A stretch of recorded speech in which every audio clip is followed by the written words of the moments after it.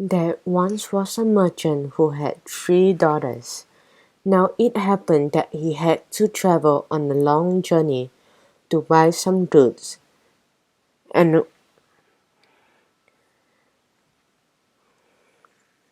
when he was just starting, he said to them, "What shall I bring you back, my dears?" The eldest daughter asked to have a necklace, and the second daughter wished to have a gold chain. But the youngest daughter said, "Bring back yourself, Papa, and that is what I want the most." "Nonsense, child," said the father. "You must say something that I may bring back for you." "So," she said, "then bring me back a rose, father." The merchant went on his journey and bought a pearl necklace for his eldest daughter, and a gold chain for his second daughter. But he knew it was no use getting a rose for the youngest while he was so far away, because it would fade and die before he got home. And he made up his mind he would get a rose for her the day he got near his house, so it stayed perfect for his beloved daughter. He forgot all about finding a rose till he was almost home. Then he suddenly remembered what he had promised his youngest daughter, and looked about to see if he could find a beautiful bloom. He saw a great garden, and getting off his horse, he wandered about in it till he found a lovely rose bush. And he plucked the most beautiful rose he could see on it.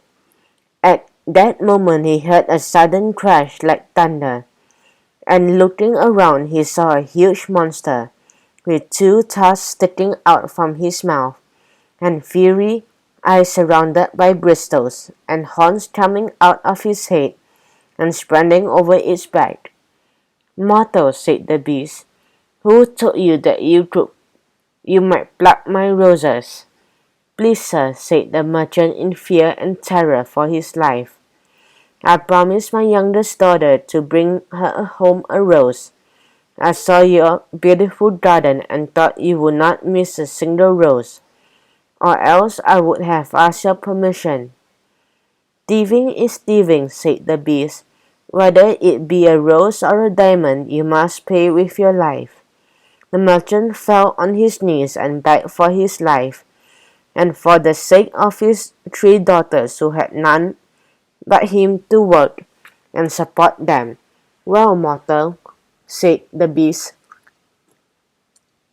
"I grant your life on one condition. 7 days from now, you must bring your youngest daughter of yours, and who said you have broken into my garden and committed this crime, and leave her here in your place. Otherwise, swear that you will return and that you yourself will become my servant." So the merchant made his promise, and taking his rose, mounted his horse. As he rode home, his heart was as heavy as lead, his mind full of woe. As soon as he got into the house, his daughters came rushing around him. The merchant tried hard not to show his anxiety and sorrow, and soon he gave the necklace to his eldest daughter, and the chain to his second daughter. But when he gave the rose to his youngest, a deep sigh escaped his lips.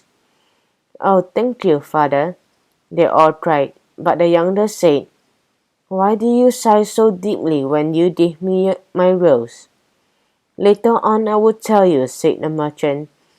So for several days the family got on with everyday life, and the merchant wondered about gloomy, and said nothing his daughters could do would cheer him up until he took his youngest daughter aside and said to her, "Bella, do you love your father?" "Of course I do, father," said the maiden replied. "Well, I have to ask you that you do something because you love me," explained the merchant.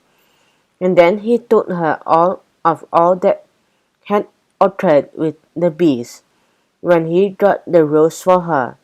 Bella was upset, and then she said, "Oh, it was of all accounts of me that you fell into the power of this beast. So I will go with you to him.